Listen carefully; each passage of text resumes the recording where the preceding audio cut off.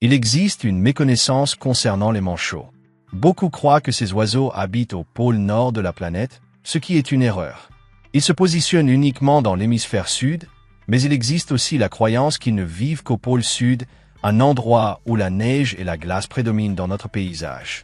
Cependant, il existe de nombreuses espèces qui se trouvent également sur les continents avoisinants, comme en Amérique, surtout en Patagonie, mais il y a aussi des manchots en Afrique. Une espèce d'entre eux qui est en danger d'extinction est le manchot du Cap, aussi appelé manchot africain. Comme son nom l'indique, il appartient au continent africain, étant le seul à vivre dans cette portion géographique, avec des colonies au sud, c'est-à-dire sur les côtes méridionales de l'Afrique du Sud, s'étendant jusqu'à la Namibie. Il parcourt ainsi toute la portion de l'océan Pacifique qui baigne cette zone terrestre de ces eaux, des côtes rocheuses où on peut les voir se déplacer sur terre et parcourir jusqu'à 70 km en pleine mer.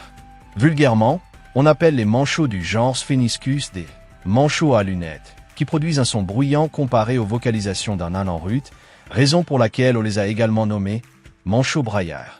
Leur taille est petite comparée à d'autres qui vivent en Antarctique, donc je suis sûr qu'en connaissant leur taille, vous en voudriez un comme animal de compagnie. Ces oiseaux mesurent de la tête aux pieds environ 45 cm de hauteur, ayant une taille très similaire à celle d'un sac à dos, avec un poids de 3 kg. Un animal d'apparence mignonne que vous pourriez porter presque tout le temps. Mais la vérité est que ce sont des animaux sauvages qui se défendent, en plus d'être en danger d'extinction. Leur plumage est dominé par deux couleurs, le blanc, qui se reflète sur une partie du visage, de la poitrine et du ventre, tandis que le noir est prédominant sur la région dorsale et tend à former des lignes qui parcourent la poitrine, les nageoires et une partie du rostre. Cette couleur leur confère une particularité qui les rend si emblématiques. Elle les aide à se camoufler des prédateurs.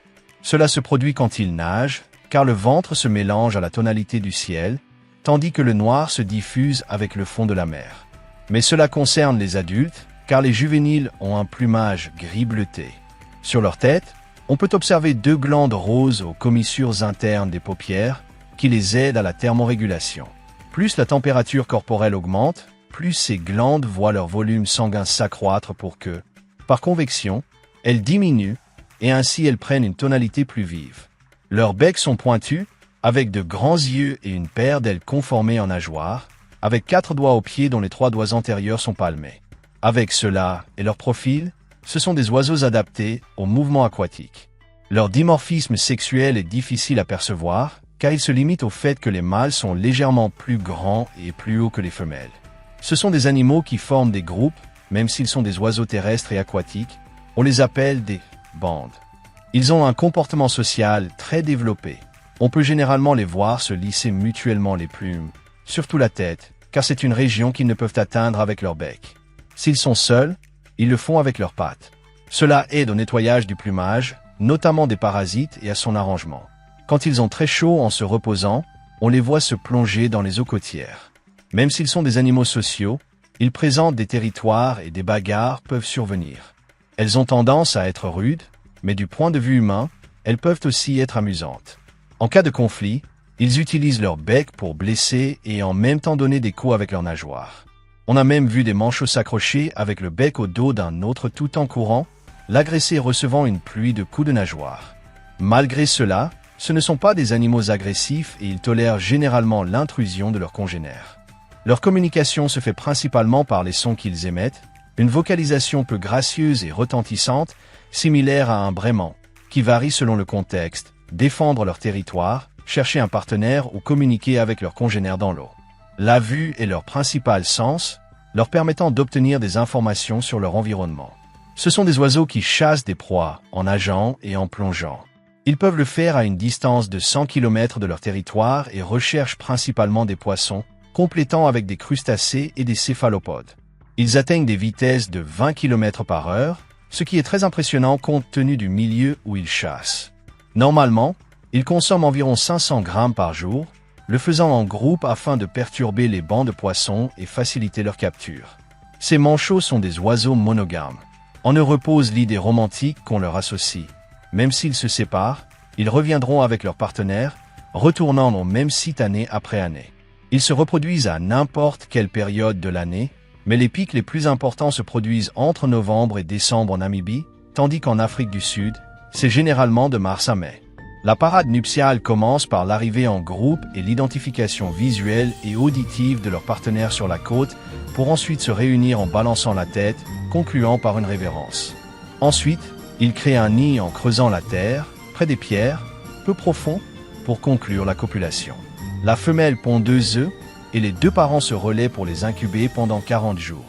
Ils y parviennent grâce à l'absence de plumes dans la région caudale, permettant de transmettre de la chaleur aux œufs, car les plumes sont thermiques et empêchent le transfert. S'ils en avaient là où ils sont en contact avec l'œuf, celui-ci refroidirait. Tous deux jouent un rôle important dans les soins et l'alimentation. D'ailleurs, quand ils élèvent les petits, les parents consomment le double de nourriture quotidienne pour leur fournir la quantité nécessaire. Tous les petits sont placés en groupes appelés crèches, tandis que certains parents partent chercher de la nourriture, d'autres les surveillent. Dès l'âge de 2 à 4 mois, ils développent un plumage juvénile et quittent le lien parental, atteignant la maturité sexuelle. Les femelles à 4 ans et les mâles à 5 ans, où ils chercheront un partenaire permanent. Leur espérance de vie moyenne à l'état sauvage est de 10 à 15 ans. Ils ont beaucoup de prédateurs, marins et volants, comme les otaries du Cap ou les mouettes, et sont aussi chassés par les léopards et les mangoustes régionales. Ainsi, ils présentent de nombreux prédateurs, et la plupart deviennent la nourriture d'un hôte. En captivité, ils vivent jusqu'à 25 ans, s'adaptant très bien aux installations. Ils sont parmi les animaux les plus appréciés des visiteurs et se reproduisent correctement, étant une espèce commune dans les zoos et aquariums du monde entier, car ils ne nécessitent pas de basse température. C'est une espèce en danger d'extinction. Jusqu'aux années 70 du XXe siècle, leurs œufs étaient considérés comme un mets délicat, très recherché et coté. Actuellement, c'est très sévèrement puni, mais cela n'a pas empêché la collecte illicite de se poursuivre. C'est une espèce qui souffre de la dévastation causée par les marées noires, ainsi que de la pêche intensive, car l'une de leurs proies principales est l'anchois. La pêche a rendu la recherche de nourriture plus difficile, les obligeant à se déplacer davantage, s'ajoutant aux prédateurs et aux maladies qui ont aggravé leur population. Pour leur conservation, on mise sur l'amélioration des régions, en renforçant les protocoles de sécurité des plateformes d'extraction pétrolière pour prévenir les fuites et les contenir le plus tôt possible afin d'éviter une catastrophe écologique, la sensibilisation des habitants, l'élevage en captivité pour libérer des spécimens. J'ajouterai la recherche et l'élevage des poissons qui constituent leur nourriture, afin de compenser la demande du marché et éviter une pénurie alimentaire pour eux. Leur rôle dans l'écosystème est celui de prédateurs. Ils sont une attraction très prisée, aussi bien sur leur lieu de vie que dans les eaux, ce qui génère des revenus importants. Une autre condition très importante est leur excrément, utilisé comme engrais, mais sa commercialisation est actuellement interdite. Si elle était obtenue de manière adéquate, cela pourrait représenter un gain important pour la région et aiderait l'agriculture nationale des pays. Un animal très curieux et significatif, que les gens aiment beaucoup, une espèce que l'on peut comparer à l'idée de la monogamie et qui est l'une des plus menacées. Malgré cela, ils s'adaptent très bien à la captivité et nous pouvons les voir sans avoir besoin de voyager en Afrique si nous n'avons pas les ressources économiques. Tel est le manchot africain. J'espère que la vidéo vous a plu. Si c'est le cas, mettez un like.